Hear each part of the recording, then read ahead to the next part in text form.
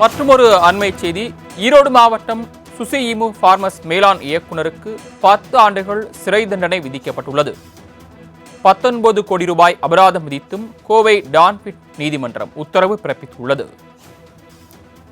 கவர்ச்சிகர திட்டங்கள் மூலமாக 19 கோடி ரூபாய் மோசடியில் ஈடுபட்ட விவகாரம் தொடர்பாக 10 ஆண்டுகள் சிறை தண்டனை விதிக்கப்பட்டுள்ளது.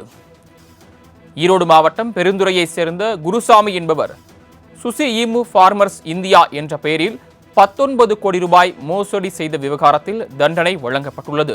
1087 முதலீட்டாளர்களிடமிருந்து 19 கோடியே 2 லட்சம் ரூபாய் மோசடி செய்த வழக்கில் இந்த உத்தரவு பிறப்பிக்கப்பட்டுள்ளது.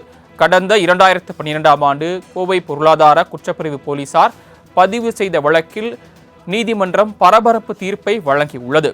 ஈரோடு சுசிஈமு ஃபார்ம்ஸ் மேலாண் இயக்குநருக்கு 10 ஆண்டுகள் சிறை தண்டனை விதிக்கப்பட்டுள்ளது.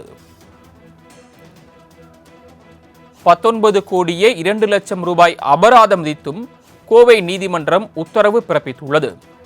கோவை டான்பிட் நீதிமன்றம் இந்த உத்தரவை பிறப்பித்துள்ளது. கவர்ச்சிகர திட்டங்கள் மூலமாக 18 கோடி ரூபாய் மோசடியில் ஈடுபட்ட விவகாரம் தொடர்பாக நடைபெற்று வந்த வழக்கில் இந்த உத்தரவு பிறப்பிக்கப்பட்டுள்ளது.